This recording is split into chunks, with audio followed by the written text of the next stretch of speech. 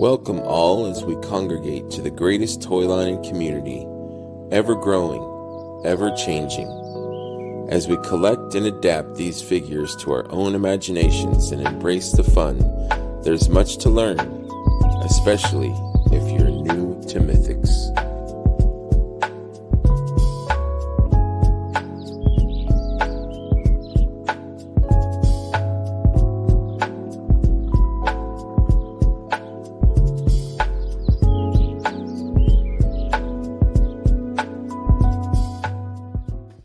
Hey everybody, welcome back to another episode of New to Mythics. This is technically episode 40 something, but I just called it episode 37.3. This is part 3 with my friend Dylan. How are you, Dylan? I'm good. How are you, my friend? Excellent. I don't know if this has happened before. Like I've had, like part 1s and part 2s. I've had a lot of conversations with Terrence, but I don't think I've ever had a part 3. It's the first time for everything. Absolutely. And I guess it's just because we hit it off, and there's a lot to talk about, and maybe we talk too much and don't get around to talking about everything. So you can never talk to your friends too much. That is wise words. So let's start with what do we have here in front of us? What do we have here? So when I asked you, 2 hours ago, if there was anything you wanted me to have ready, you said we're just going to talk Legion's Con and the in-stock sale, and at least these two are, minus this head, are things you could have gotten in the in-stock sale. Okay. Except for a couple of parts on this. And I'm interested in that one there to the left. This one? Yes. So that one's got the exclusive Cosmic head? Yeah. So it's all parts from the 2-pack, the Cosmic 2-pack. It's the legs from the one and the gauntlets from the one that's on the Novian Lean, like Boba Fett looking body, and the tusk. It's the Thygar armored torso. And it's the same one as the Sphexians. It's not exactly the same as the one on the normal, tusk body. It's a little bit more alien looking. It actually kind of makes it look a bit more lean. It leans back more, but the abs are more lean. And then the head is the exclusive part, and then the tusk arms were exclusive to that set. What's the I know I've seen it, my dogs. What's that head from? This head? Where did they reuse that head from? It's Baron Voligar 2. Okay. Yeah. Okay, that's right. Yeah. But it was white before, I guess. Yeah. Yeah. So I've been having him posed up with this head that also came in that set, and something about the build gave me the vibe of a sniper or a rifleman kind of thing. And for some reason, this head looked the best on it. It's probably because it has 6 eyes, and it kind of made it look more like he'd be more equipped for long range kind of stuff. He's looking in 6D. Yeah. But then I realized, since we're talking Legion's Con, I would put the parts that are in the Legion's Con set. And also Nosferatu is my favorite movie of last year. Dude, I need to see that, man. It's so good. I've seen it 3 times. What? Yeah. I even said in the last part that we recorded, I saw Godzilla Kong 13 times in theaters. My friend Dylan here has seen Nosferatu 3 times, and we haven't seen it once. It's so good. It's her fault because her damn work made her work longer. So we had a window to go see it, and then we didn't because her work. She had to work later, so we missed the window, and now we're trying to find time. So and it's pissing me off because Robert Eggers is one of my favorite directors. Yeah. So I've seen all of his movies so far in the theater. Oh wow, that's and awesome. I've got to see this one. But Yeah. Nosferatu is like my favorite vampire design in any media, and I read Dracula for the first time last year, mm-hmm. and I just reread it recently and getting ready for the movie to come out and everything, and it's just I love the like scary Christmas time sort of vibe, and I'm gonna go out on a limb here. They mention it being Christmas time in the new Nosferatu, so it's a Christmas movie. It came out on Christmas, so it counts. There you go. It's a new holiday tradition. Exactly, and it fits so well with that gothic aesthetic, and I won't go on I and hear the production yeah, is really yeah. amazing on it. So I It can't wait to see it. yeah, it almost has this like storybook fairy tale like vibe Mm-hmm. to some of the visuals and the way that it plays with lighting and everything, and it's like Mm-hmm. this really cool exploration of like I think he's really big on, atmosphere yeah, and lighting, yeah, production, like all of those things in his movies are, almost like characters. yeah, They're really fundamental yeah. to the movie. So It was I could not recommend it enough. hang on just a second. Yeah.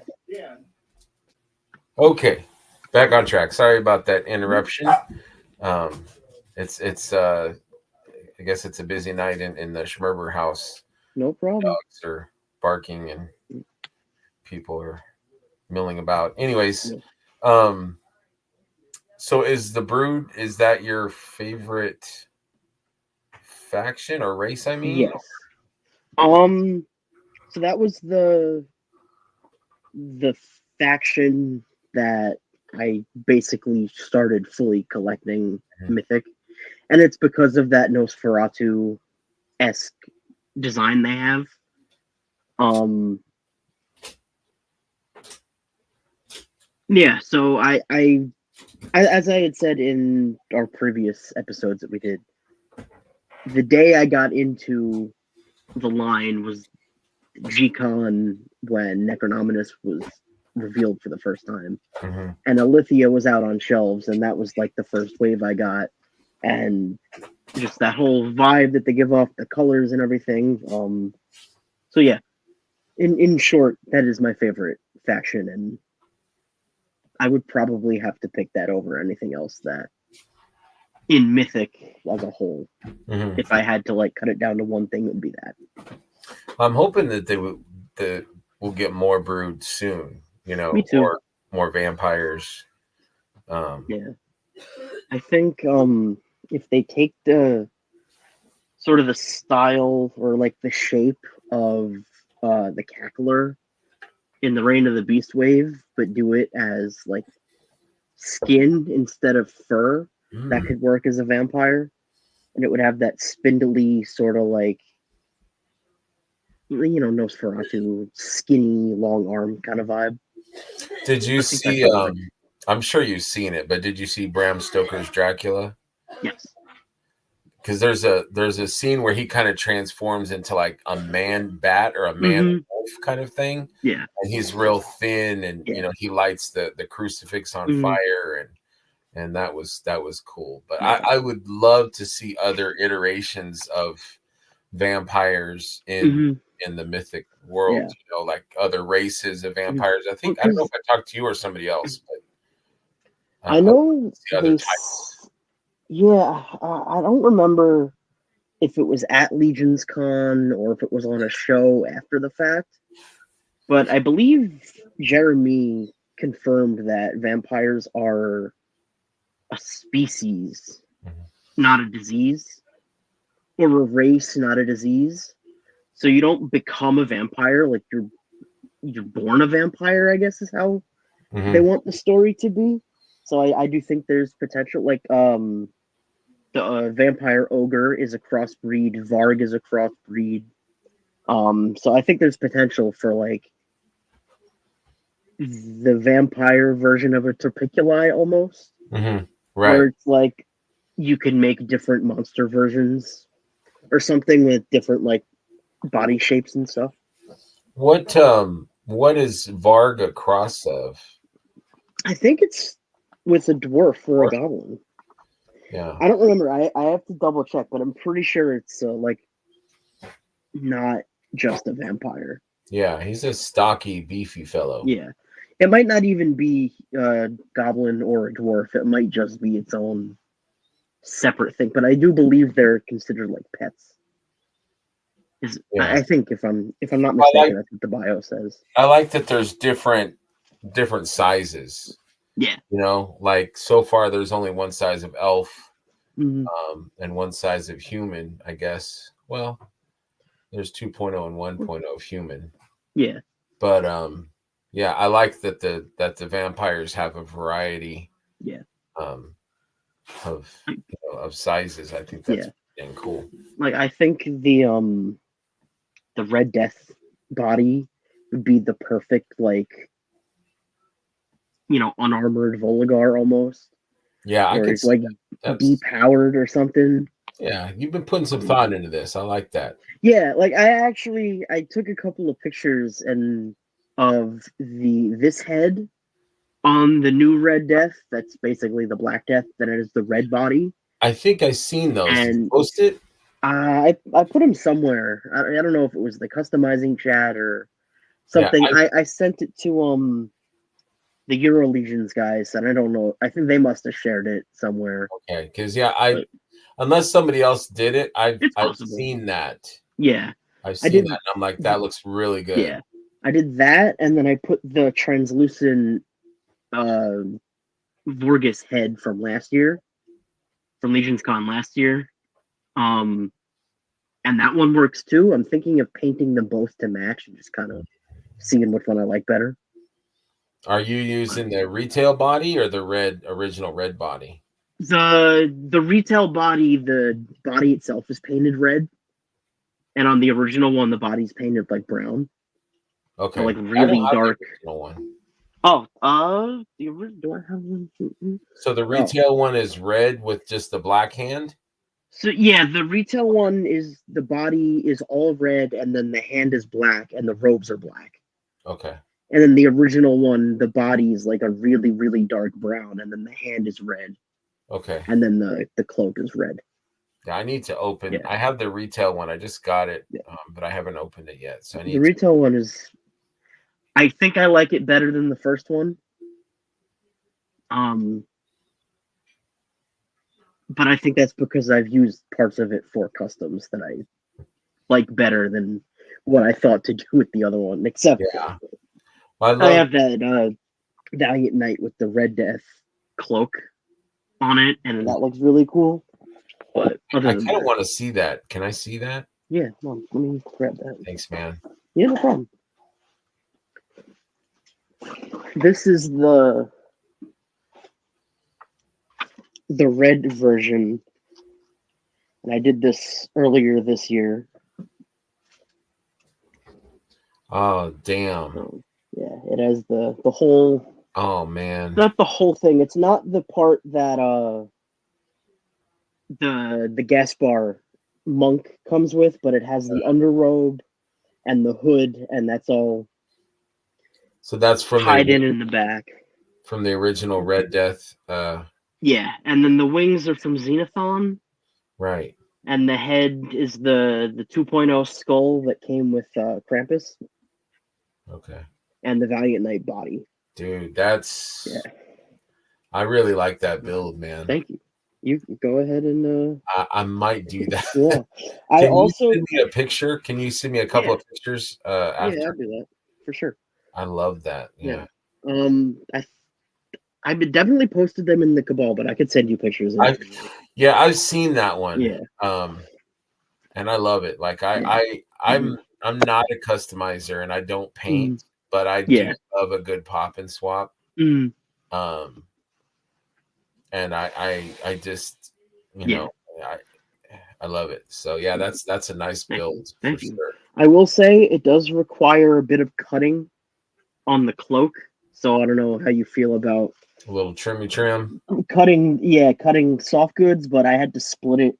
You don't have to, but for the sake of kind of giving it that Yeah, like long coat look and movement. more flowy bits, I had to cut that, and then around the neck, he has like an actual like collar like sewed in. I had to cut that to be able to fit all this stuff on the top with That looks so good, man. the girdle piece or whatever it's called. Thank you. I also have like a black version of this with I got lucky enough to get the black wings at Legion's Con. Yes, And it's the I grabbed those too. I got black ones and gold ones, like Gadriels. yeah. I didn't see the gold ones, and I heard there were bone wings that I missed out on. There were some bone wings, But yeah. I should have. I feel like I put down a pair of bone wings because I knew they were coming with Necronominus, but I should have grabbed a couple. I'm so fascinated. Like I find myself thinking about it like at work about the whole system of the horseman's like inventory.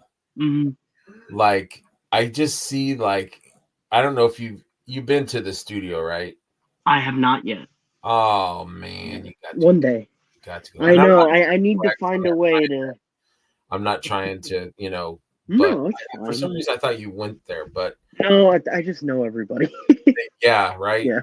They've got these long. It's the warehouse is not like it's not big per se, but it's long. Like they've got 2 rows of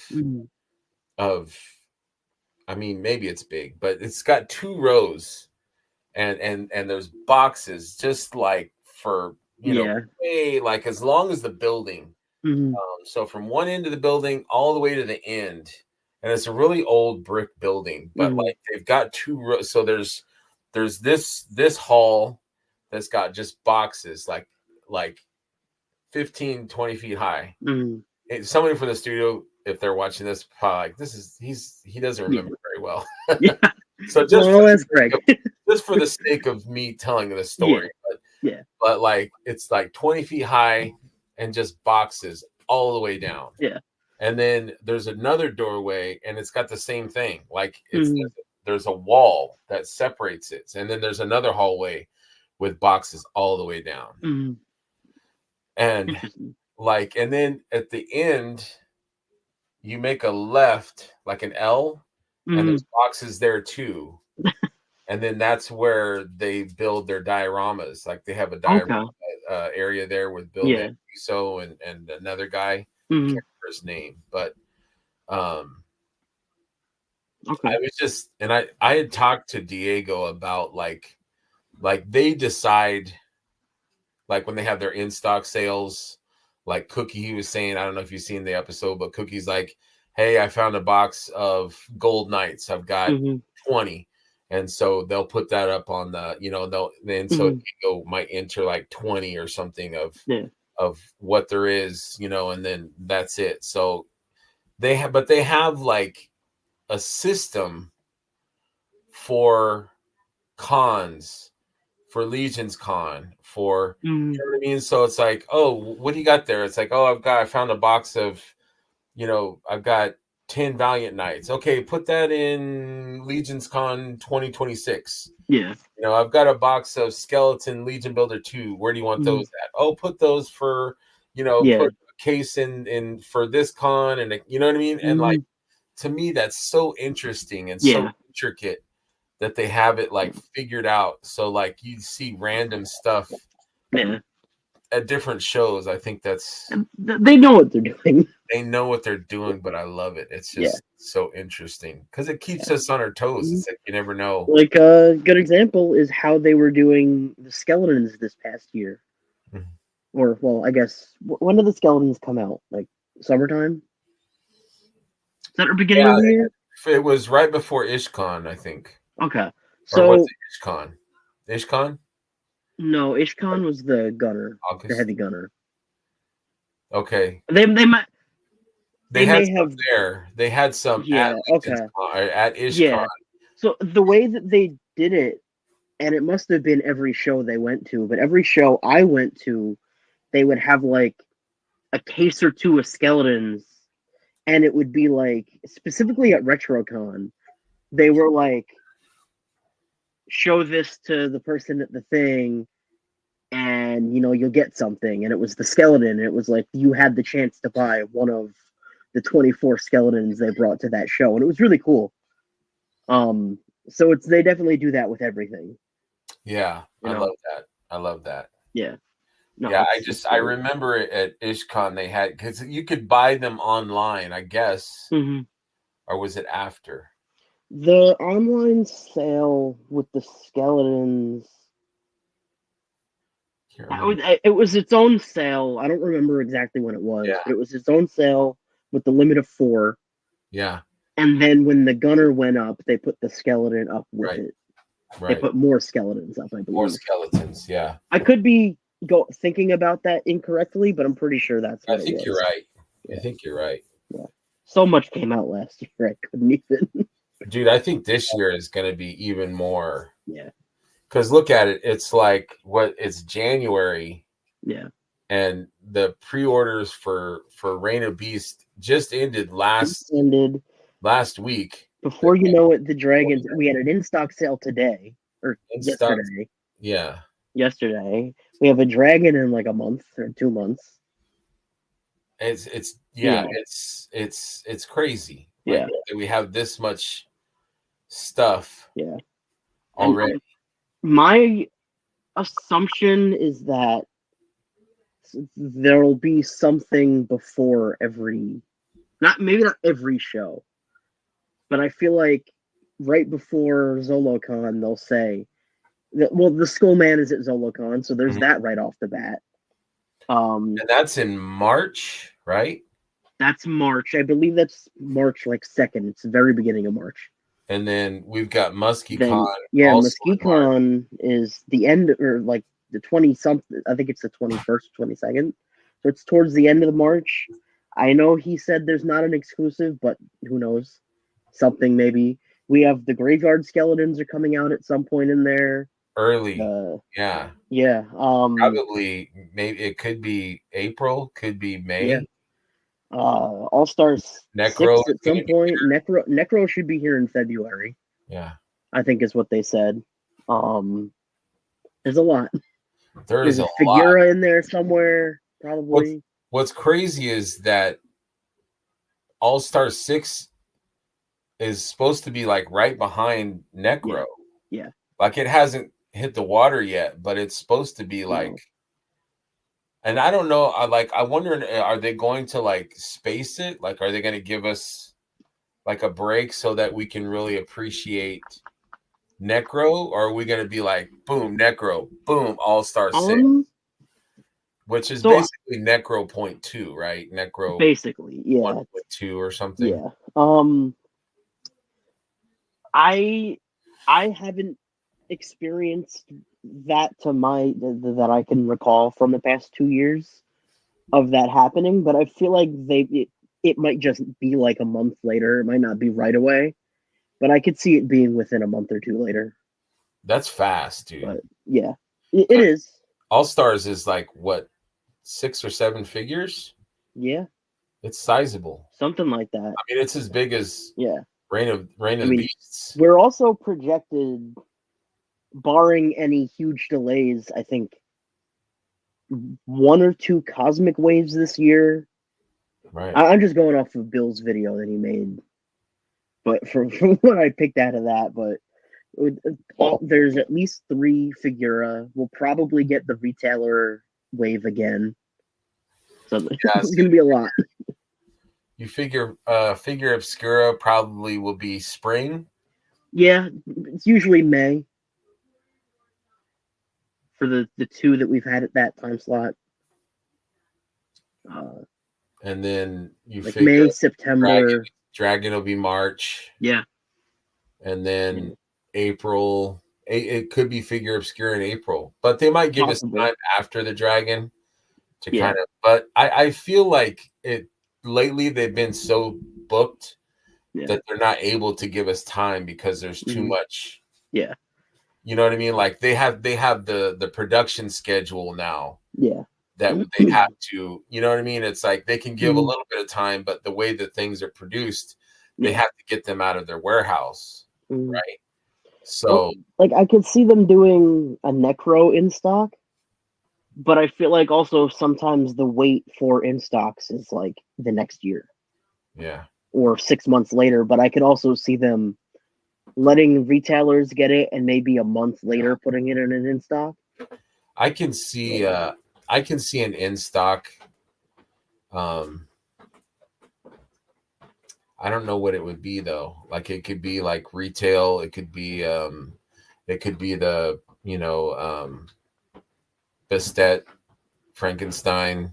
Well, yeah. So yeah, that would be a retailer wave. I could see them doing that. That would be, probably either green or black and white Frankenstein, which I would love either one of those. Oh man, it that would Frankenstein was my number 2. Yeah, it's my number 1. Love that figure. I go back and forth. I think my Schoolman is number 1, and then I'm like, Frankenstein is number 1, and then I'm thinking Armory is number 1. Yeah, it was tough. I think my official list from Off-World boiled down to Fisher Rice tied with the Tusk build from the 2-pack, and tied for number 2, and then Frankenstein for number 1. Dude, are you cosmic, man? Are you a cosmic dude? What's going on? I am. Are you really? I don't think I knew that. I'm like, I know you like monkeys and Godzilla and stuff like that, but I didn't know that you're like a big cosmic. Yeah, I love the cosmic stuff. It's something about we kind of talked about the bionicle kind of aspect of it, and that's true. Yeah, I got to watch our past 2 episodes again. Yeah, I listened to them today to get ready to not say the same exact things that I have a hard time like listening to the shows again. Like I think I just watched I think I had one with Brian C. I don't know if you ever met him, Brian C.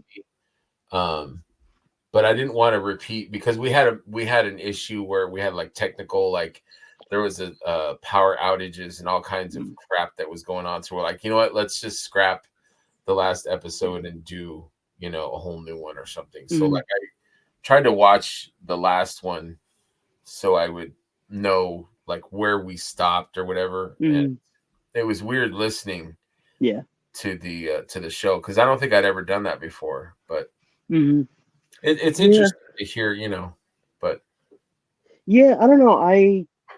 I usually hate the sound of my own voice. That's me too. But as I've been on more shows and I've done more things and, randomly being in, someone's intro, like Euro Legions does their little, what's the word?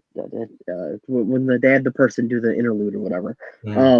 I've done a segment on one of theirs. They filmed one of those at Legions Con. But I've been hearing my own voice a lot more. Hedgehog has the clip of me saying "boom enabled" that he plays all the time. You get more comfortable with yourself. Yeah. I've showed people my Shooting the Shelf episode, so I kind of like have to hear my own voice when I like share that stuff with people. But I've definitely gotten more comfortable with it, and I kind of like to hear what I say because I don't always actually realize it while I'm talking. No, I agree with you. Yeah. Or I agree with myself. I'm like, good point, Greg. That was a good question. Yeah. Greg. Or like, I'll do that, and then I'll be like, oh, well, you were thinking this, but you never actually said it, and I thought, stuff like that. Right. It's like ADHD. You ever think about doing your own show? So I have. I've kind of been not so subtly teasing it on Off-World. Nice. You should. Man. I'm thinking about it. So the idea right now, and I have to give partial, if not most of the credit to Ryan Gonzalez for this idea.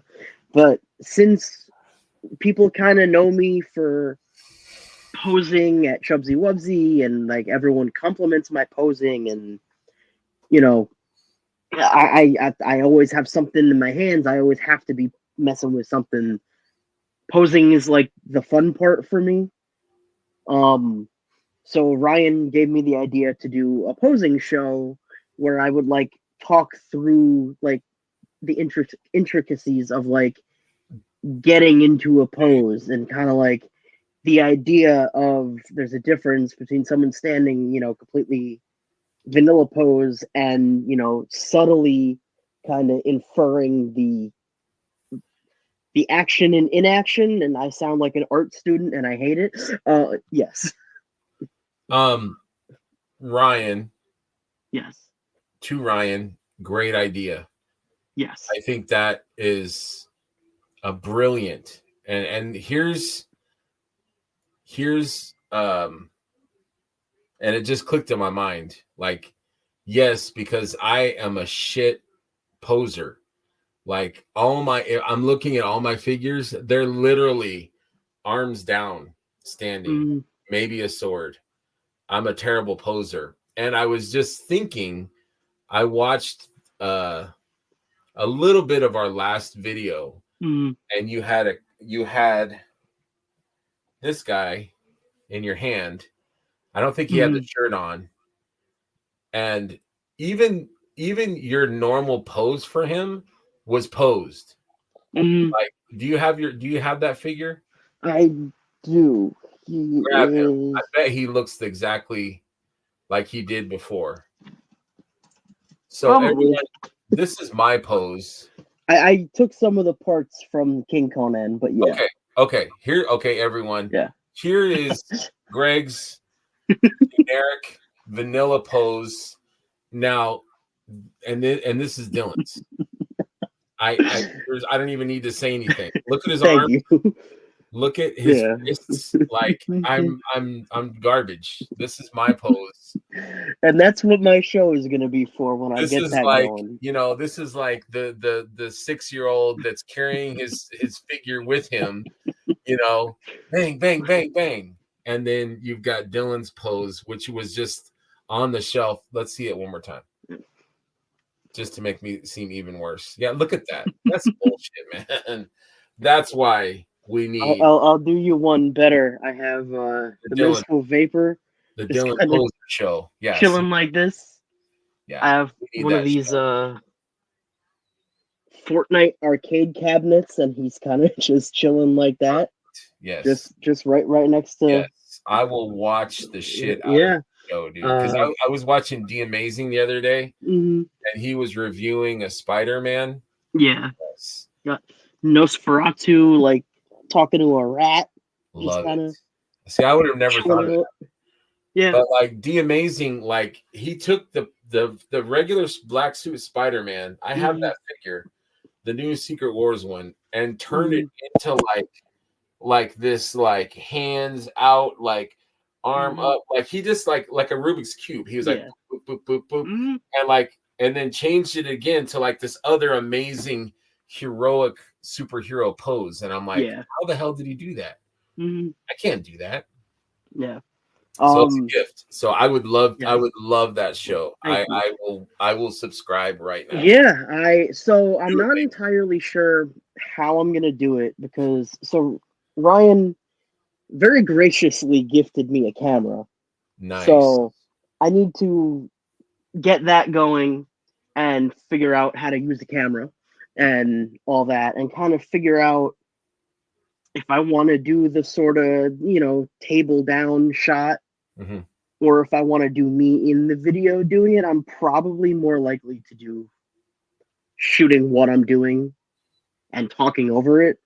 I like I haven't tried it, but I know on StreamYard, because I've watched Hedgehog's the Saturday Day live, and he's got the two cameras. So he's got the camera where I'm talking, and then the second camera is like him like working on something, like he's usually opening something. I think that would be really ideal. So I could try that out. I have to figure out, because I have a Chromebook for a laptop, and that's just kind of what I use for everything.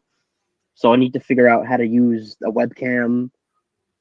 I guess I could record this and then just also have a second, basically, screen of what I recorded. I don't know. I have to figure it out.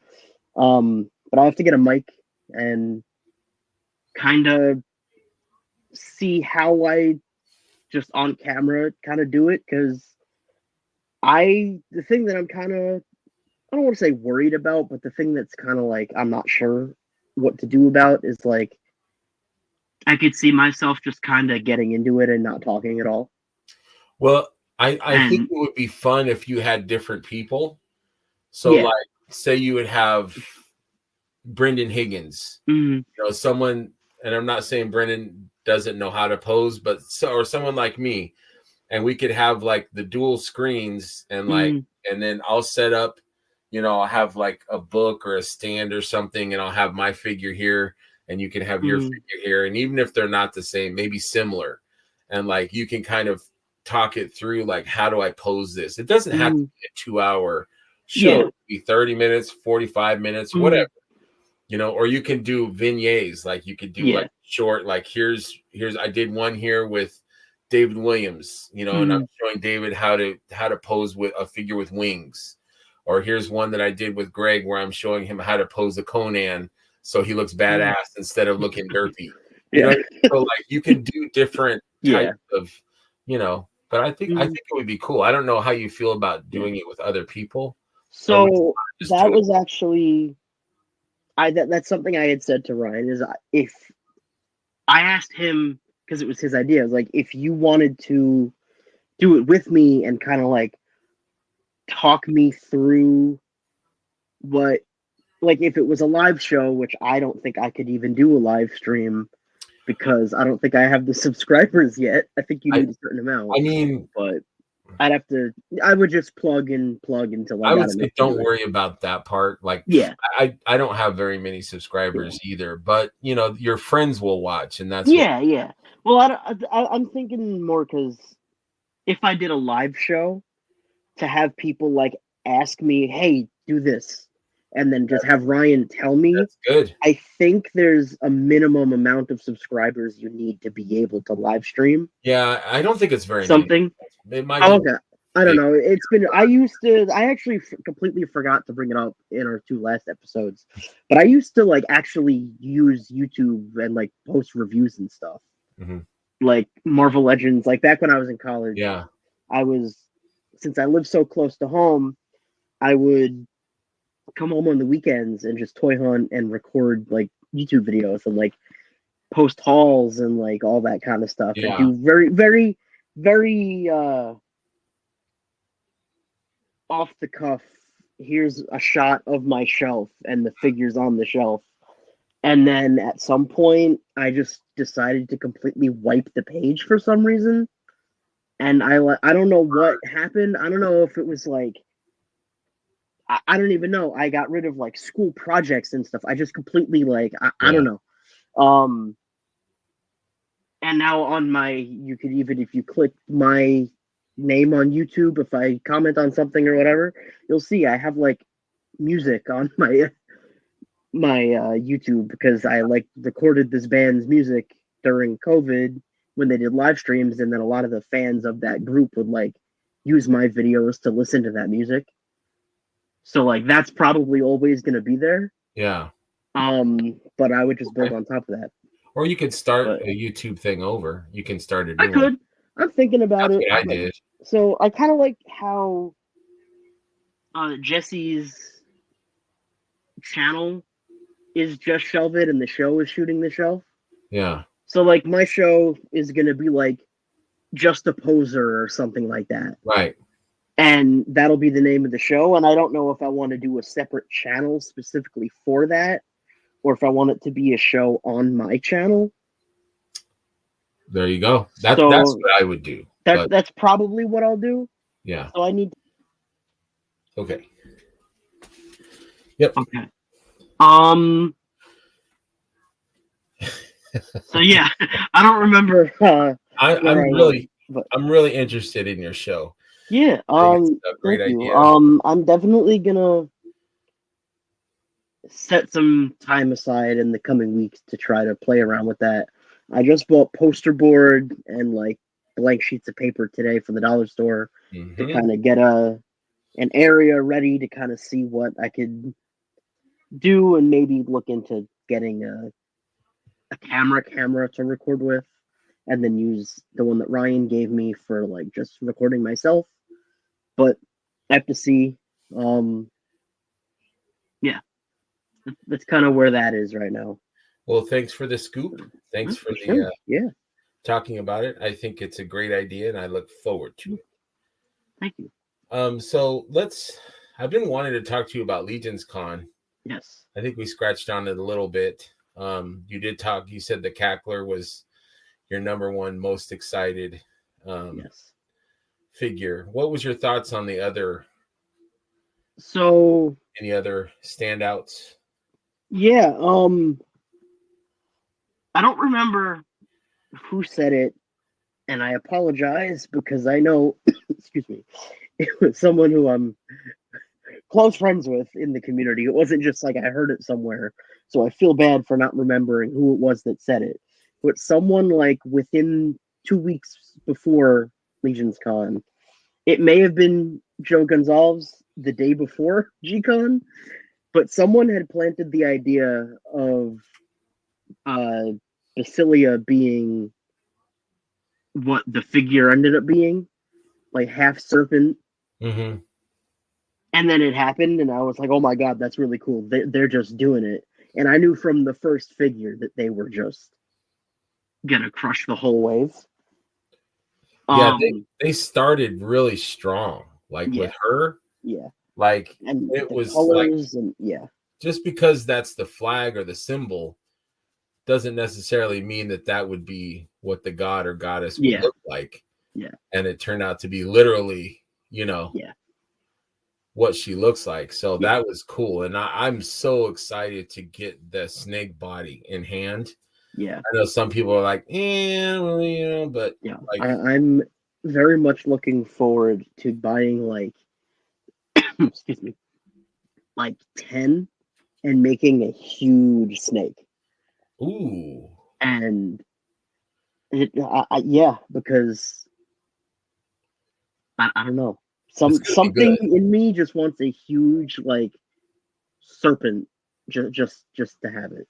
Now, do you feel like, how Leodicius is like what ogre scale? Do you think that Basilia should have been bigger, or are you happy with? No, I think her size is good, kind of basing it on the animal that she is. Mm-hmm. If that makes sense. Leodicius is the lion, he's the king, he's the the golden lion god, Roman emperor character. He should be larger than life. He's a lion, he's big.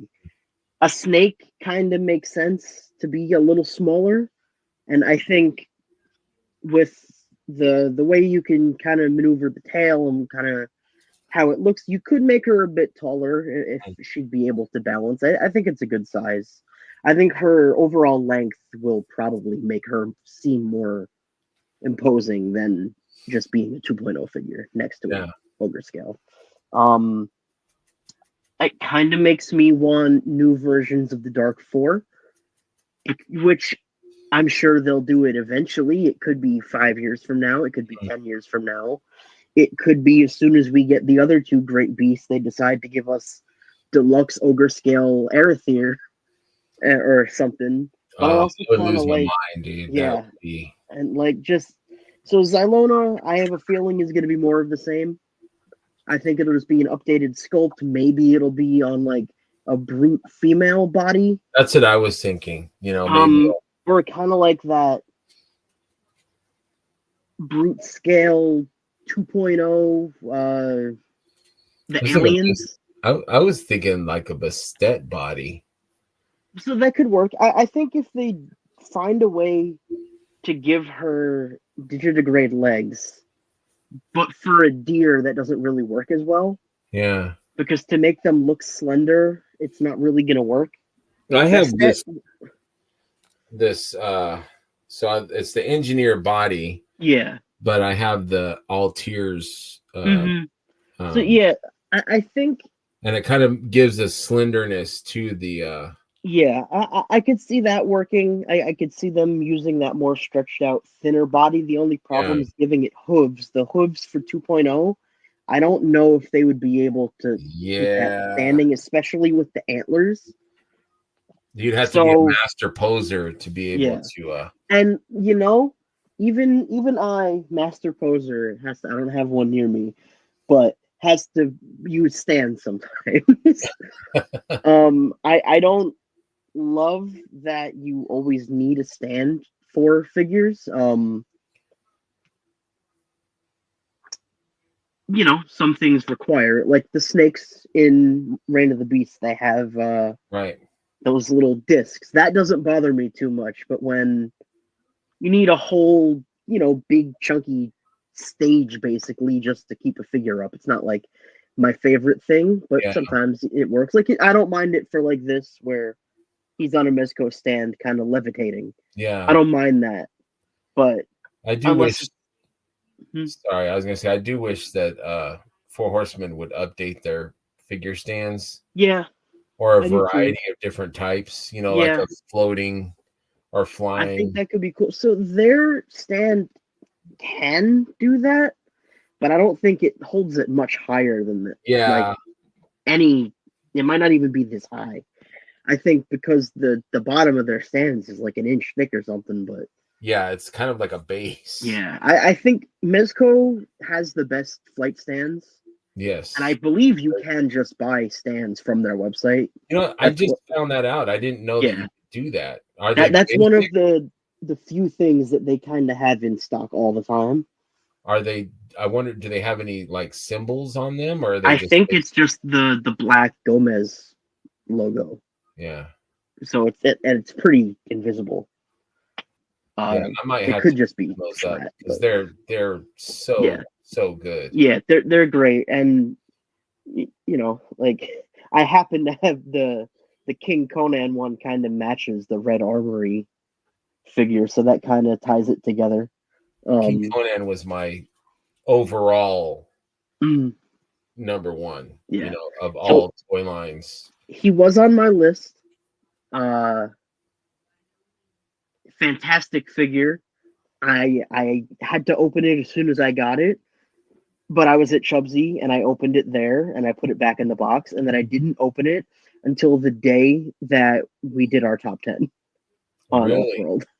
And I knew it was going to be on my list because I had to pick other figures. I wouldn't allow myself to put just Mythics because I knew I didn't buy just Mythics. Right. And it's like kind of overthinking the list thing because I don't love doing that. If I could put a custom I made on my top 10 figure list of the year and everyone would just accept it, I would do that. But people put stipulations on themselves, like if I had to modify something, it's off the list. If I had to fix a broken thing, it's off the list, which I'm not that stringent about it. If you had your own show, you could do your own. Exactly. So, yeah.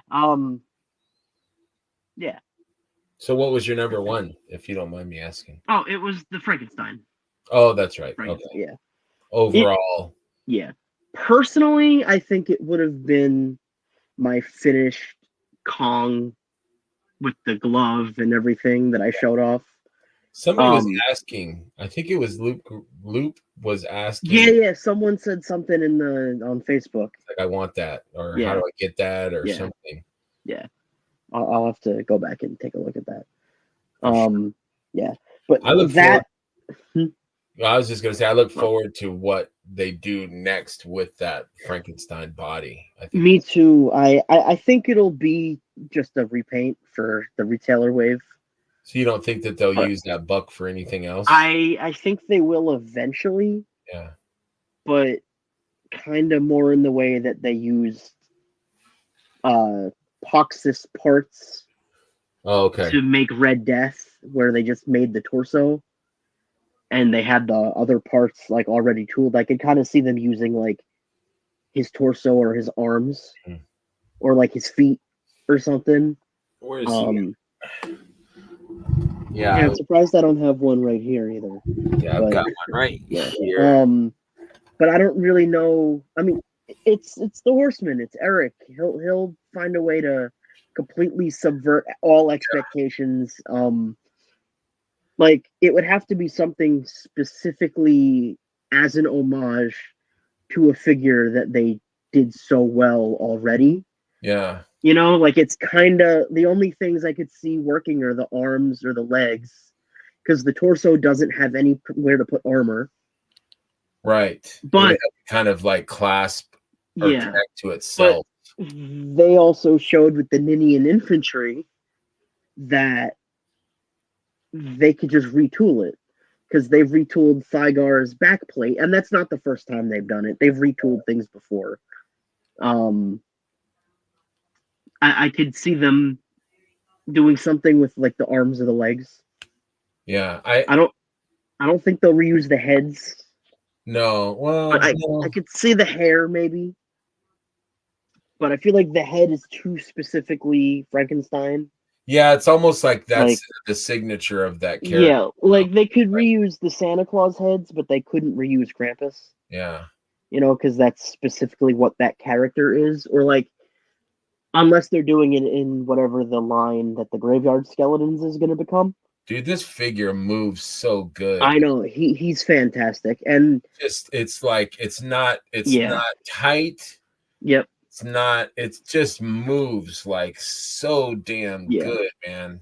He's easily my favorite figure of the past like 2 years. It's just amazing, dude. It's just amazing. It's like I want another one for some reason. It's just I have 3 of them right now. Do you really? Yeah. I buy a lot of like this. I would buy it loose, just like this. I would. Me too. I could be okay with just the body. Yes. And because now, since I have 3 of them, I have like 6 extra heads. Yeah. So I could buy loose bodies, and between the hands and the feet and the boots and the pants and all that stuff, and then using other soft goods, I could just build an army of Frankensteins, which I kind of want to do. Because in a couple of months, when this Nosferatu phase passes, I'll go right back to being a Frankenstein fan. Right. I'll reread Frankenstein again, and that was a great book too, man. Is that what a story! Slowly becoming my favorite book. What a story! Yeah. My favorite book is Catcher in the Rye. I've never read that one. That's a fantastic book. It really touches on mental health and like the feeling of being lost, like kind of becoming an adult, not really knowing what you're doing with your life. I really relate to that. I know there's like fake controversy, like that was once like a banned book or something. I think they found it in they found it in I think the guy that killed John Lennon or something, his bag, something like that. It's like controversial for one of those reasons. Book, I think. Yeah, and I just relate to that character that we talked about Green Day last time. Mm-hmm. My favorite Green Day song is a song called "Who Wrote Holden Caulfield," which is Holden Caulfield is the character from Catcher in the Rye. Okay, so it's like about him, and the song like really just got. I listened to it at the right time, being a teenager and kind of, hating the world like teenagers do. Oh yeah, I was there with you, man. Yeah, mine was just in the 90s. So yeah. But yeah, Frankenstein. Just I randomly decided a couple of years ago to finally read it, because I had to read it in college, and I don't think I actually read it. I think I cliff notes it because I was like, I love monsters and I've seen the movie, but I don't really need to read it. I know what happens, and then I decided randomly like to read the book, and it's my favorite book now. Yeah, it's one of those things you have to want to read it, or you're not going to get anything out of it. So yeah, like, I had bought years ago. I'd bought like it was a double book. It had Frankenstein and Dracula in it. Okay. And I was not really interested in Dracula. Frankenstein. I wanted to read Dracula. So I read Dracula, and I was like, okay, it was good, but it wasn't what I thought it was going to be. Like it was kind of like written like it's a diary. Yeah. and it was kind of limited. Like I have issues with stories that limit itself, and I'm not trying to like shit on writers or Bram Stoker because masterpiece. I will plug. We are doing Dracula in the Dork Lair book club.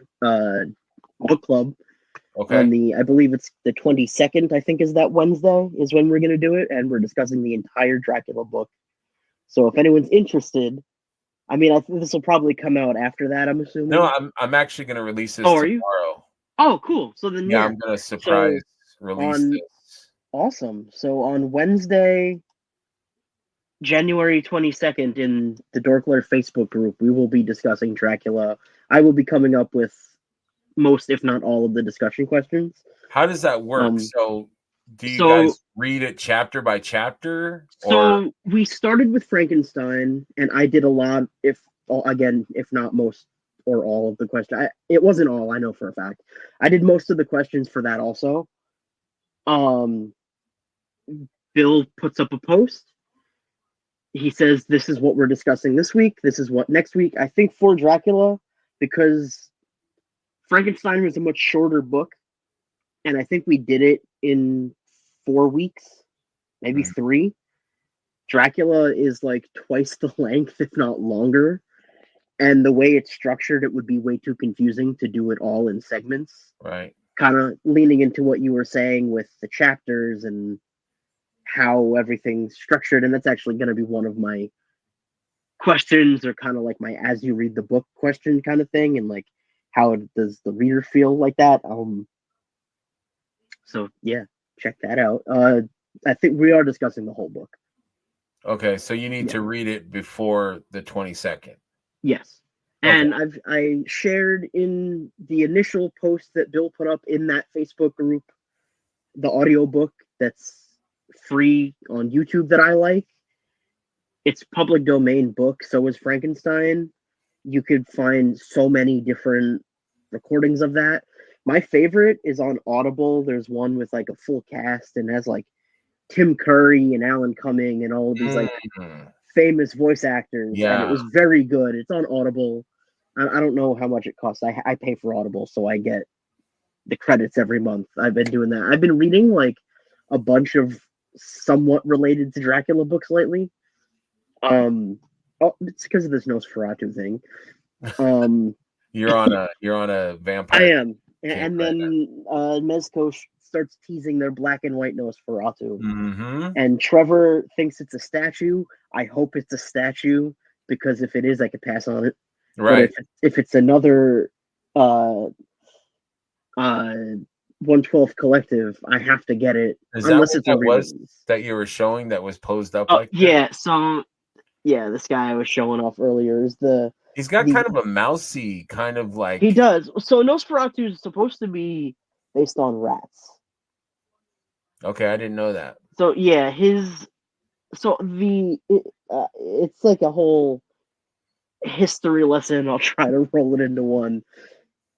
The idea that they used in the original Nosferatu movie from the 1920s, which is an unofficial adaptation of the Dracula novel that was changed to get away with the copyright and not have to give credit to Bram Stoker, while then in the credits saying this was inspired by Dracula by Bram Stoker. But they changed all the names, they changed some of the plot, but it's pretty wholesale the same story as the book, just some of the details are different. And some of the characters are like rolled into one or whatever. But so in that and kind of just, I think the real world folklore of vampires, they're more like rats than bats. And that's why Nosferatu, and even a good example is the mythic vampires. They have more bat. Well, actually, this one is sculpted very well to look like a bat. So I'll take that back. They know what they're doing. But this one, same thing.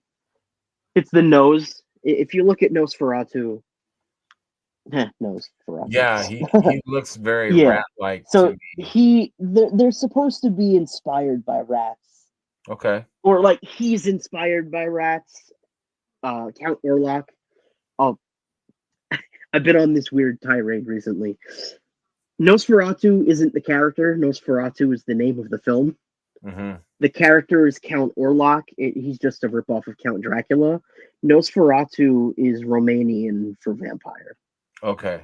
So I like to spread that knowledge because everyone knows the character as Nosferatu. Wasn't there something that like they're saying Max Shrek was really like a vampire or something? Or that was a movie. That was Willem Dafoe. Yeah, Movie? with Willem Dafoe. That was Shadow of the Vampire. That was the fictionalized version of them filming Nosferatu, and that Max Shrek was actually a vampire. Like, what if he was a vampire? Yeah, Real. which kind of ties into what I was saying before. I've been reading all these books. I'm so sorry. I'm just going to keep going on about. That's okay. I'm entertained. Cool. Who cares if anyone else is? Exactly. I love vampires. I've always been intrigued. I love it with this group. I could definitely talk about that stuff because none of my friends care. They're all like, "We get it. You like books, whatever." But there's a. It's not. I'll start from the beginning. Before Dracula, there was a short story called Carmilla, and it's since been called Carmilla the First Vampire. There's a bunch of different comic books and adaptations and audio dramas and different like YouTube shows or online shows or whatever about this character who is what inspired Bram Stoker to write Dracula. So it's about this vampire girl that it's basically just imagine a portion of Dracula, just that's the whole story. It's a girl that's a vampire and they find out she's a vampire and whatever. Spoilers for a 200-year-old story. But it's what inspired Bram Stoker to write Dracula. Mm-hmm. So I listened to that, which that is a very, very good, short, spooky story. Then it's a fictionalized prequel to Dracula about Bram Stoker and the real life events that inspired him to write Dracula. Mm. It's total horseshit, but it seems to be like I didn't do too much research. I'm pretty sure it's his grandson or a relative. Dude, I tried to read that book and I threw it out. Like, really? I'm like, this is so bad. Dracula? It was like, it was like advertised as like this is the grandson or great grandson of Bram Stoker. So you know what I'm talking about. Yes. And I was excited. I'm like, oh, I'll check this out. And it was so bad, dude. So I definitely I'll say I loved it. See, I could not. It was cheesy. And I loved how cheesy it was. Yes. I loved it. It was like watching a schlocky Hammer movie. Yes. But I was listening to the audiobook with another full cast, and the cast was good, and I was at work, and it kept me entertained. I quite enjoyed it. Maybe I'll try that. Yeah. Did you listen to The Librarian? No. Is it called The Librarian? The Historian. Check out The Historian. Okay. That's cool. It's I won't spoil anything, but it's called the Librarian. It's called The Historian. Okay. It came out like maybe I don't know, early 2000s. But it's kind of a different take. You know how like Bram Stoker's Dracula is all about it's the perspective of Harker. Yeah. Isn't the whole book like his like what happens? This is kind of the same thing. Yeah. Okay. But from a different point of view. Not Dracula's, but a different. Okay. But the way she did it, the way she wrote it was really interesting. Okay. There's not a lot of Dracula, but when he does show up, it's very it's like this is good. I'll check that out. Historian, for people that are watching too, check it out. It's a slow burn, but I think it's a really good story. I'll check that out. If you're into vampires and stuff like that. Mm-hmm. Yeah, The Historian was See, good. I got Frankenstein covers that sort of zombie area, Frankenstein's monster, undead thing. Dracula's got the vampires. I need a werewolf book. I don't know any. So if anybody has a recommendation for a werewolf book that is not Twilight, right?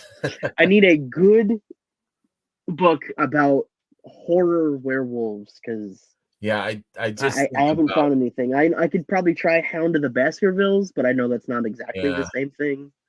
Stephen King's Silver Bullet. Silver Bullet, yeah. Stephen King is daunting. I've not gotten into Stephen King yet. I love Stephen King. I know most of his books. I know most about most of his books, but I've never actually read Salem's Lot, I think. Salem's Lot is one of my favorites. Yeah. I like the movie. Did you watch the original, the 70s one? Yeah. Yeah, that one is the shit, dude. That movie as a kid scared the crap out of me. Now it's still kind of like, doesn't scare me, but I'm like, ooh, this is, it still holds up. It's not, it's not perfect, and it's definitely aged, but what movie is? It's still a pretty damn good movie. I haven't watched the new version. I haven't seen the new one either. I kind of want to, just to see what they did. Yeah, I'm always interested in vampires, dude. I don't know if I told you, but I had wanted to write a book about some vampires. Did I tell you about that? I don't think so. Yeah, it was like it was called Vampire Motorcycle Gang. So it was like, that's cool. These two Irish sisters in like the 40s. There's a vampire in Ireland that kind of gets unearthed, and he kind of like runs amok, and he infects one sister, and then the other sister, I guess she gets bit by her sister. And so they kind of go after this vampire and kind of chase him over the countryside of Ireland to, I don't know, to kill him, I guess, or wreak revenge or something. And they kind of start their own kind of gang of biker chicks and dudes. But I don't know, it's just something different. That sounds cool. It's in the 40s, and I thought, I don't know, it'd be fun. Yeah, that sounds like a cool comic book. Yeah, that sounds like something really cool you could do with like a comic book, and have someone in the community do the art or something. Yeah, that'd be really cool. Yeah, you could even do it with figures. You could do it with figures too. Oh, I didn't think about that. I had seen some old pictures of women on like Triumphs, because I'm a big Triumph motorcycle guy, and there was these women that were kind of bucking the, it's a man's world kind of thing by riding motorcycles, which was really strange for women back then. But they're like pictures from the 40s where these ladies are all leathered up, in England or somewhere, and they had the motorcycles. I'm like, that would be freaking cool if there's that would be vampire cool. ladies, sisters that were kind of riding through the nights and stuff. But that's cool. But they're fun.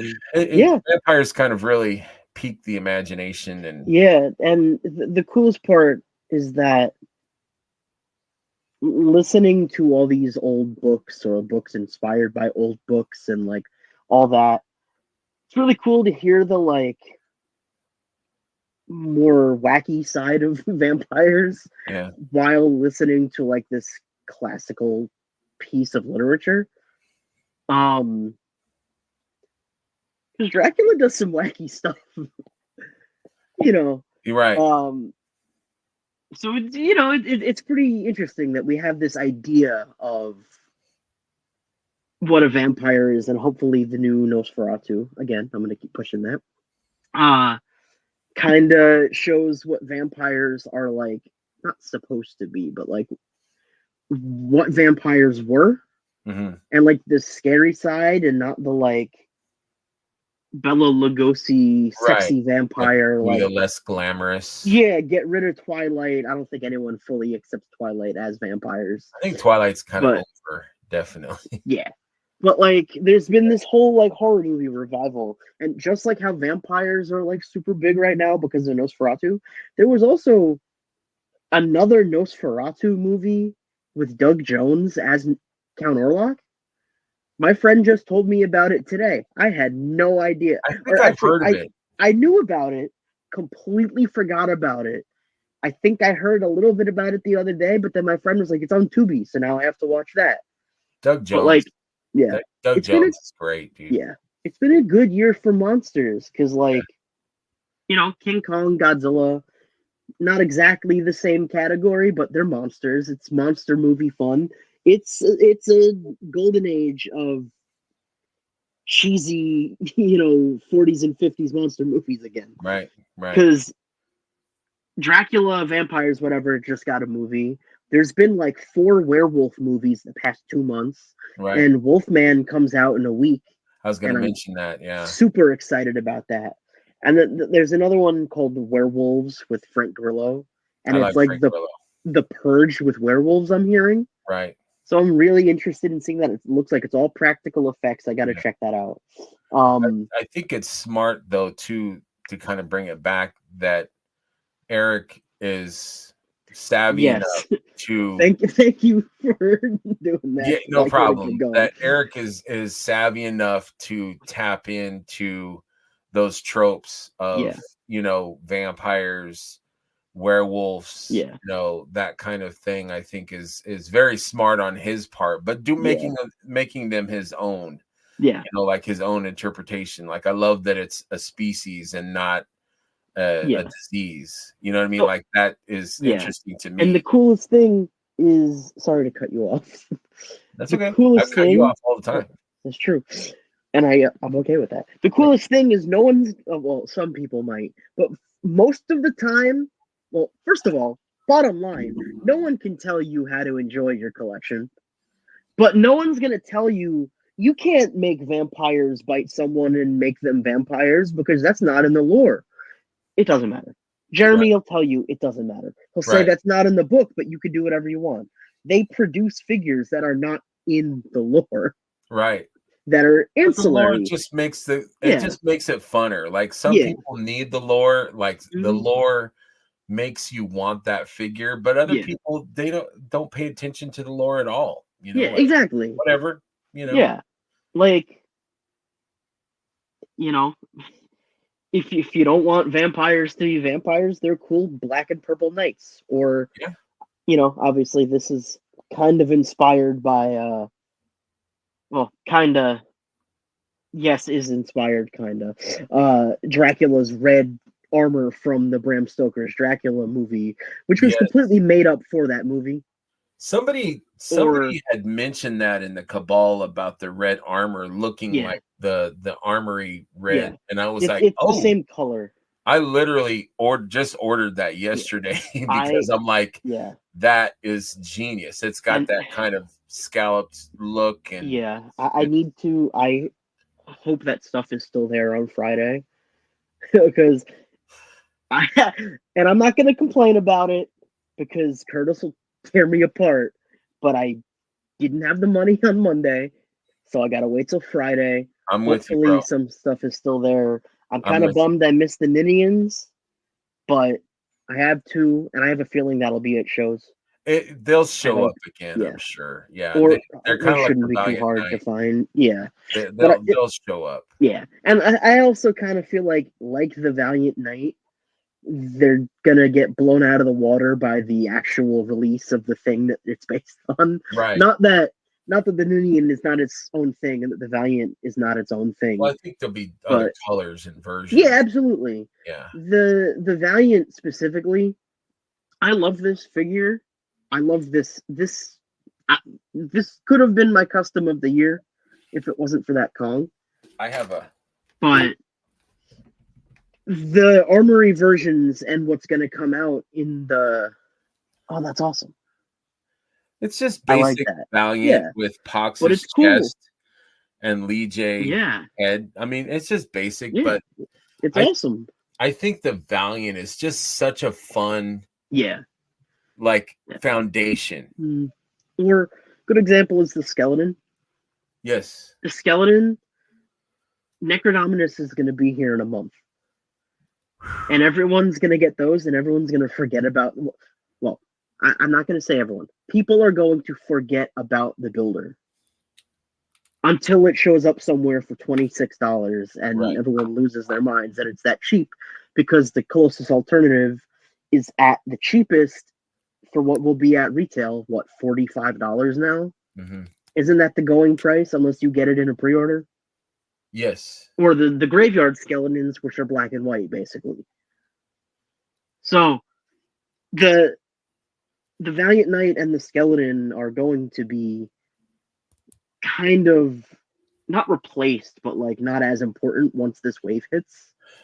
Yes. I think the Ninian is different enough in his build and his colors that the colors on a snake are kind of more important to have a variety than a skeleton, you know? Right. Or like a knight, like flat out the superior version of the Valiant Knight is the dark gray Valiant Armory Knight. Right. Just because the way it's put together. And, you know, say what you will about the torso or the specific details of some of the armor. The Necronominous Wave, they're all that figure. They're all going to be better than it because the paint apps are going to be better. Right.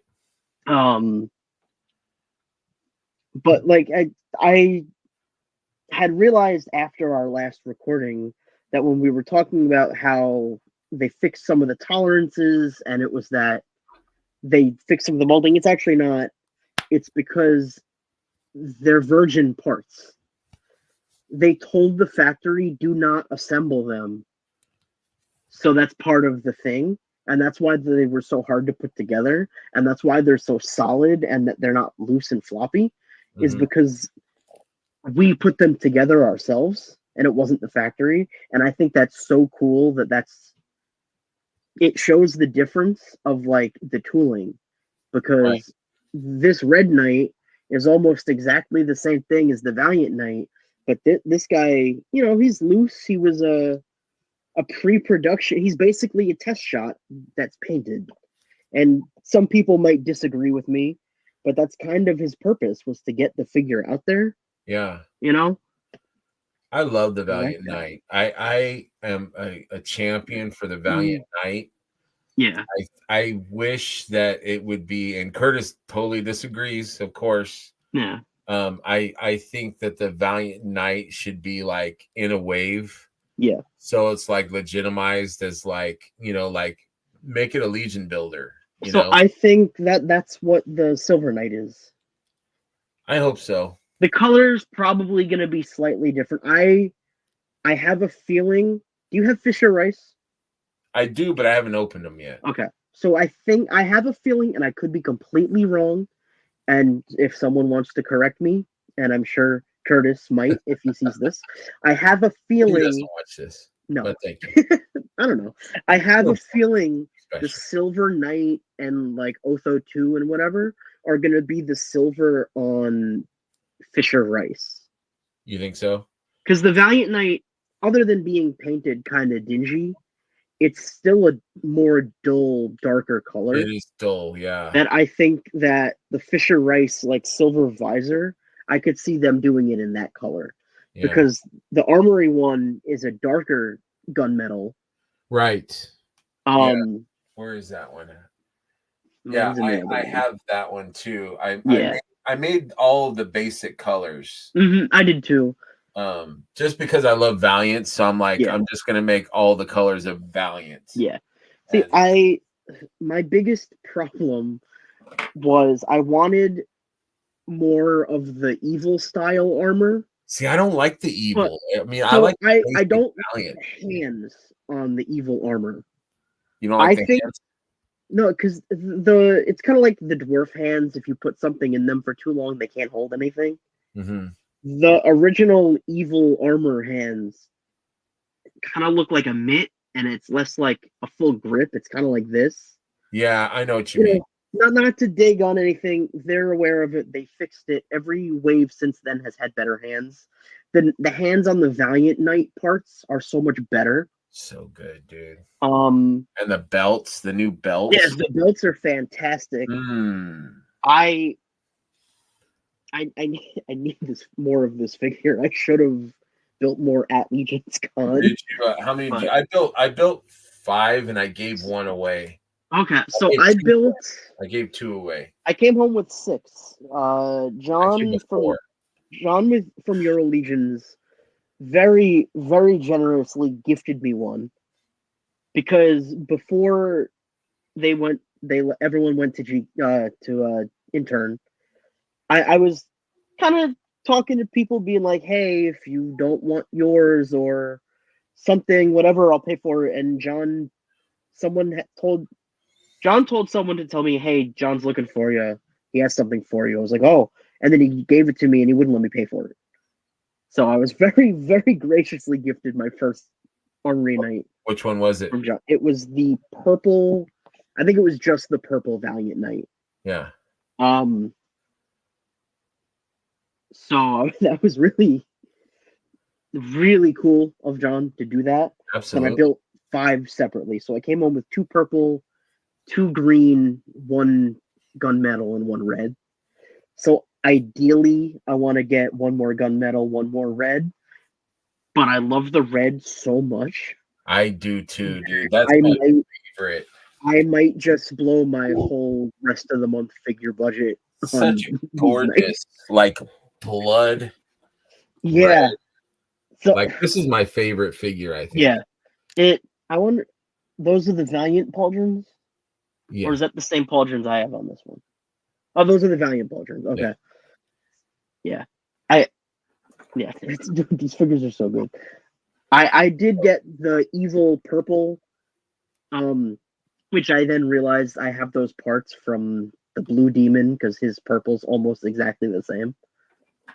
So I should have gotten another purple Valiant Knight. What do you mean the blue demon? What are you talking about? The Azar, whatever, the blue. Oh. The blue one. His gauntlets and shins are purple. And his waist armor is purple. I have the yellow one. I don't have that one. Yeah, no, he has the like the spiky, not the spiky like the evil pauldrons from this one, the spiky like orc pauldrons. He has those in purple, and he has the evil gauntlets and legs in purple with hooves. So he doesn't have the purple boots. But I did that because I was like, oh yeah, I want the evil one, but I should have just gotten the better parts because I like the hands so much better on the Valiant Knight. Yeah. Because they grip everything better. And they have the up and down. Right. So I should not have done that on camera. I didn't see it. That's all right. Yeah, I love the red, dude. Yeah. I was just talking to my stepson. I wish that we could have ordered the pieces, but I know it would take them forever to fill orders. I didn't look closely enough at the sale today because I don't have the money right now. And I'm not going to complain about it. Bills happen. It's stuff I, for the most part, will be able to get in the future.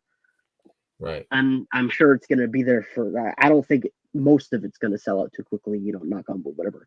I don't care that much. It hasn't so far. I mean, it will eventually. Well, only a couple of things, which is whatever. See, now I don't remember what I was gonna say. Oh, I didn't look closely enough, but I remember them saying that they were gonna do random builds, and I didn't look to see if they actually ended up posting that. But I haven't seen anyone talking about it. I haven't seen that. I think I heard that. Yeah, I heard that, but I haven't seen. Yeah, that. I don't know if it just logistically didn't work out, or they're saving it for another sale or something. But I might kind of wait for that and just play with the parts when I get them, because my problem with these Armory Knights is most of them are still as they were, which kind of the whole point is to use them for parts. But the only one I've popped and swapped is a purple one, and I swapped him with Balam parts. So I kind of have like very similar, dude. My buddy Eric was asking me. Yeah, and I'm not entirely. I have 2 Balams. I don't know if I have both releases or if I have one or 2 of one of them. But the purple is almost exactly the same. I think the armory is a little bit darker. Yeah, so that's the thing. I think because I have two, I have an All Stars and I have the original. I don't know that for a fact, but I'm just going off the color. One of them matches it a bit better. I don't know which one. Yeah, they're very similar. Looking at it, like with but I don't have natural light in here. Yeah, but they're very, very similar. Yeah. I would say Balam's is a little bit lighter. Yeah. And the armory is a little bit more metallic.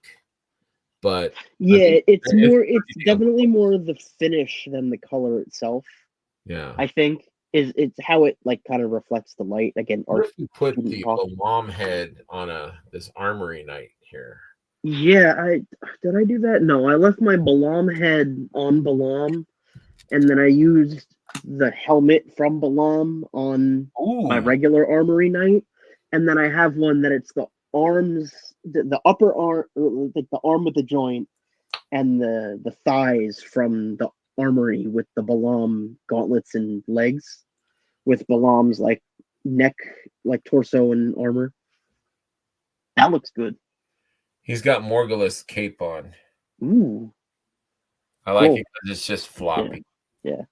I should have gotten more Darla capes also. You know what? I feel so bad. Like I saw Darla and she's like, "Hey, Schmerber," and I'm like, "Hi." I'm like, I didn't even know that you knew who I was, but hello. and I said, I really want to get some of your capes because I had planned on buying capes. Yeah. And it was during the setup, like it was during, I think it was like Friday even. And she's like, "Well, come look," and I'm like, "You guys are setting up. I don't want to." No, she's like, "No problem." And then people kept talking to me. And so he was like waiting for me. And I'm like, "Okay, here I come. Sorry. Here I come." And then I was looking and she showed me she had like a big box, like she hadn't sold any yet. So I had too many choices, dude. I was like, I'm overwhelmed with how many awesome capes there are. So I didn't buy any. Oh man. And I should have. I'm so stupid. I was overwhelmed. I bought two. I think I panic bought two, and they're both fantastic. I feel bad. I don't really remember what one of them was. I think it was just like a normal like brown with a hood or something. I could be wrong. Sorry, Darla, if you're seeing this. It's in the other room. But then one of them is. They're so great. I think Curtis said it was for Baradak, which is the evil Greg figure. That. Yeah. And I bought it because I wanted two purple capes because I have two Voligar 1s that I want as like vampire sentries. I really like Voligar 1. Me too. But I have a Maxbird cape on one that they don't make that design anymore. So I can't have two that have the same cape now. Right. Unless I could find someone that has it. So I was hoping I could get two capes from Darla, but she only had one of the one I wanted. Or it was gone by the time, whatever it was. Yeah. So I was like, I'll just take the other purple one. And I didn't realize it was for Baradak. Curtis told me. I didn't register it. And now it's the size of a 12-inch figure, basically. Big, But I almost want to force myself to use it somehow. And make like on Baradak when you get him, though. Well, yeah, I'll use it on him when I get him in 2 years or whenever he's coming. No, he's All-Stars 6, so he should be here, I'm going to say, by June. Yeah. But I kind of want to try to put it on, like, Balam or something and give him, like, a long, like, spawn cape or something. Kind of like I got to play with that. Vorgus 2's cape. Yeah. Just kind of flows outward. Yeah. I almost put that on this guy. But so I've been thinking I want two of him to be like sentries for Vorgus, or like cult members for Vorgus, kind of like they're inspired by him because he's you know what I mean? Yeah. Like,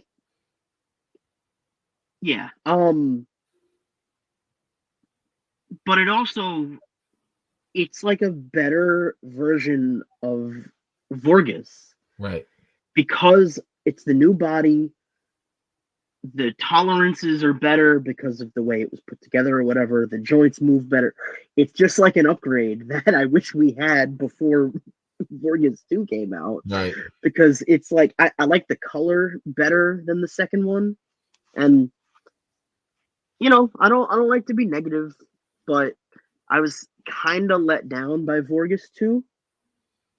Really? Even though he's so much, I don't want to say objectively because obviously I disagree, but pretty wholesale, he should be considered better because it's new parts, it's more unique parts. Right. The cape, the new details. I prefer the paint job of the first one. And I like the simplicity of the first one better. Yeah, I don't have the first one. And the first one, I have 3 of them. Wow. That's kind of my thing. I kind of go for it's either 3s or like some ridiculous number. I do doubles. I do a lot of doubles, but like I have 7 Fisher Rice right now. Wow. But a couple of them are like pop and swaps. Like this is the science officer with the Fisher Rice. No, that's funny you say that. I do that too, because like you just showed when we first started, you showed that military, and I was looking at the boots while you were talking. I was kind of half listening, but I was looking at his boots, and I'm like, those boots I can use on a different. Yeah, I can use those because I'm like I have like pop and swap ideas in my head. And I'm like, because I have these red, and I don't even know what the body is from. I think it's like a Fearsome 4, but they're red. The red cloth, that's from Furious 4. Yeah, and I'm like, what can I use that for? And then I'm like, what shoes should I give him? Yeah. And I'm like, I want to do something different. So I think like the Novian Lean or like that would be good. That would be a very. Do you paint at all?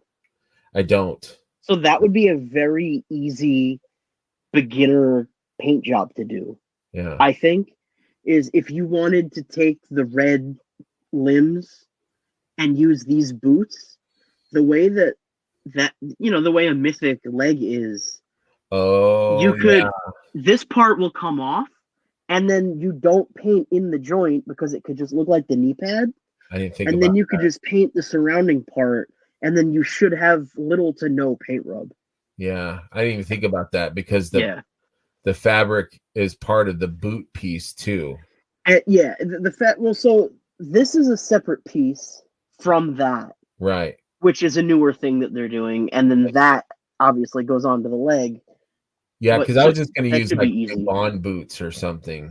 Yeah, that has like the knee pad and the calf. Yeah. As one piece. I think that's what that figure came with. Yeah. Is that style boot, like the Valak boot. Which I like that too. Yeah. It depends on what you're doing for, because these are definitely more kind of cosmic-y because they have the little spiky bits on the bottom. Yeah. Wasn't there a red? Is there a red fabric? Cosmic? No. Oh, kinda.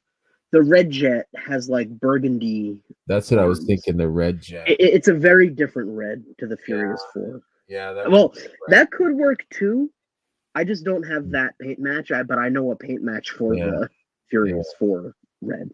I'll have to mess around with it, but that's fun. I just now start getting into the pop and swapping kind of thing.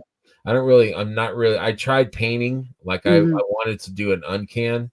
And it was crappy. So I gave it to a friend, and he's gonna try and resuscitate the uncan or turn it into an uncan for me. Yeah.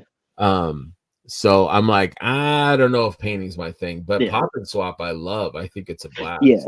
So that's the coolest. I think that is the coolest thing about Four Horsemen products. Is you don't have to know how to customize to customize. Right. Because if you know how to, and this has been a theme with all of my videos, is it's Legos. Yes. It's Legos with more detail. Right. Put it together how you want. Yeah. It's a Bionicle. It's a whatever. Yes. You could. Yes. take That's the a good arms off. tie-in. That's a good bookend. That Mythics are like Bionicles in that they're totally customizable.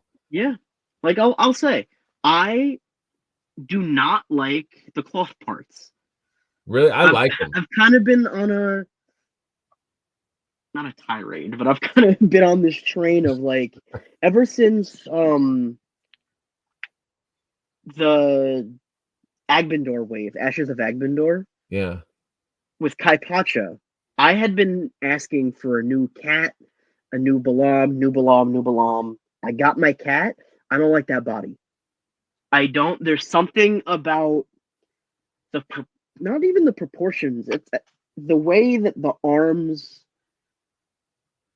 No knock to Eric at all. The way it's an art student weird thing. Yeah.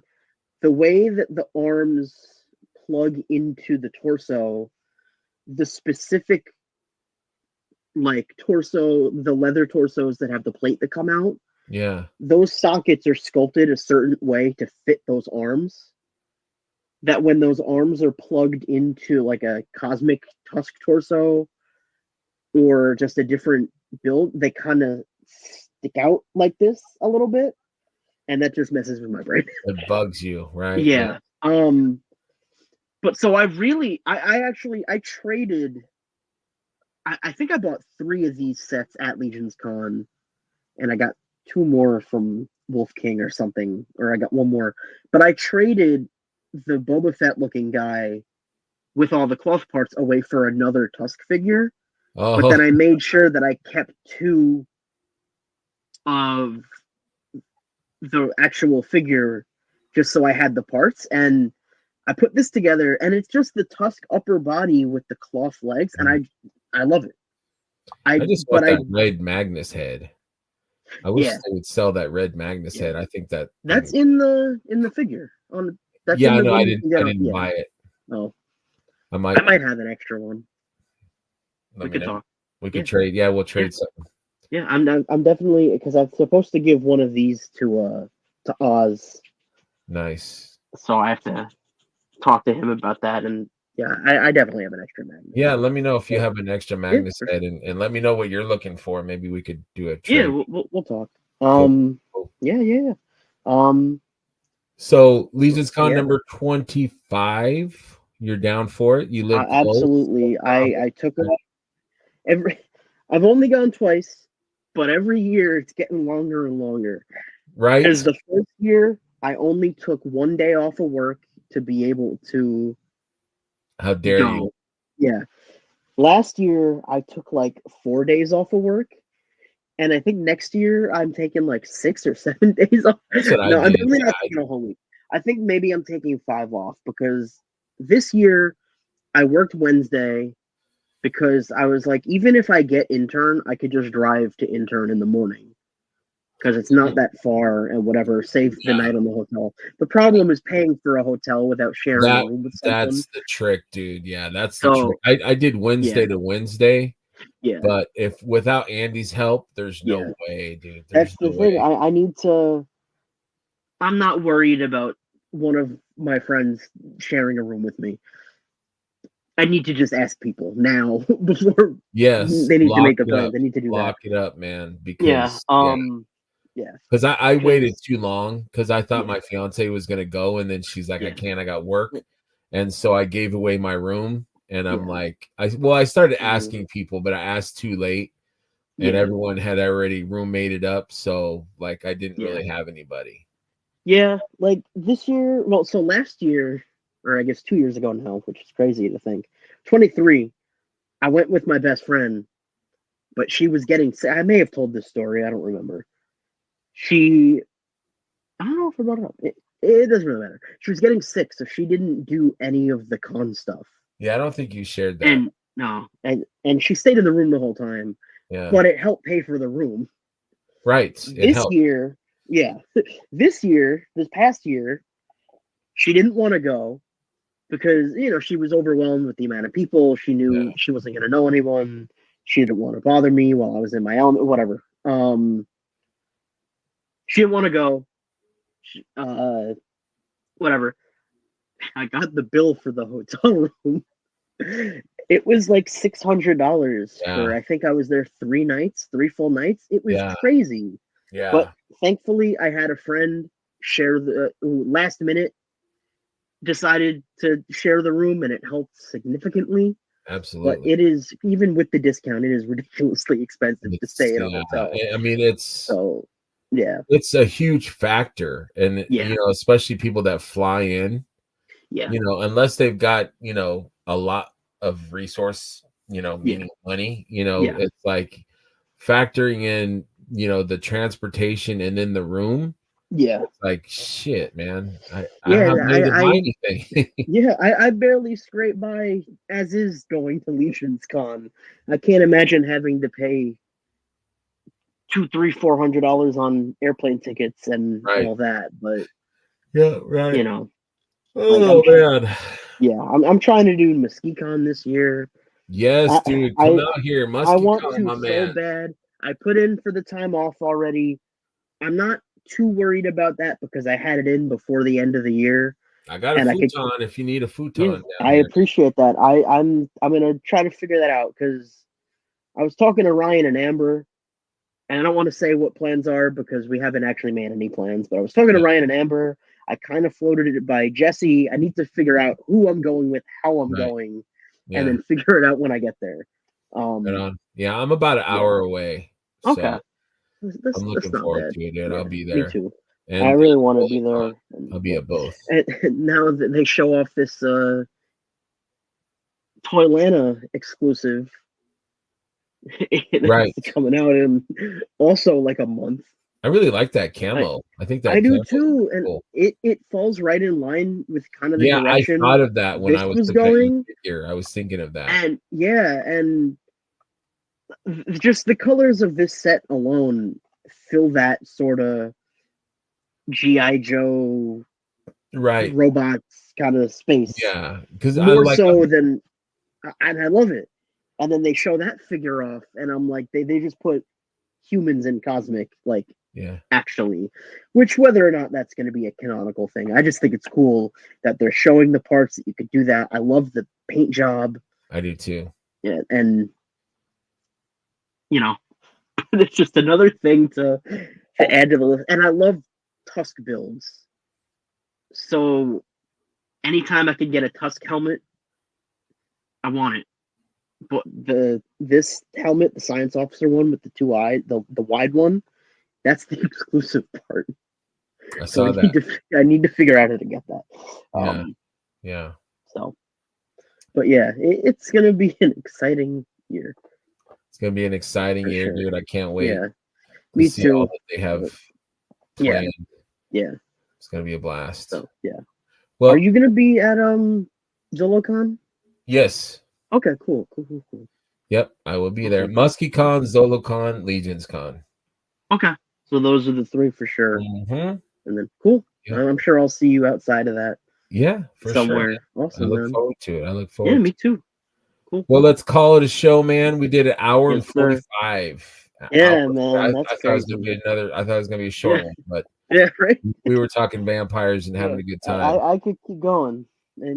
Did you see the thumbnail? I love the thumbnail for the last one, where it's just you holding your. Oh yeah. Yeah, I thought that was cool, man. I was like, that is a perfect. I didn't do that. It did it on its own. That's the perfect encapsulation of just me being happy. Yes, me holding a gorilla. Very happy. Yeah, and Walter's like, nice sweater. Yeah, right. Well, that was fun. That was fun. Yeah, let's. I'm gonna post this tomorrow. Okay, cool. But I'm doing a live every other Sunday. New to Mythics live. So if you're ever free, it's real similar to like Hedgehogs, how he does Saturdays.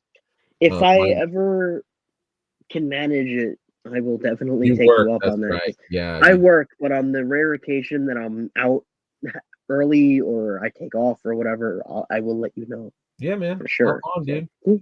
Awesome. Thank you. All right, my friend. Cool. Well, it's great talking to you. I look forward to talking to you again, and we'll have to connect on that Magnus head. You let me know what you need. Absolutely. And we'll figure it out, dude. Cool.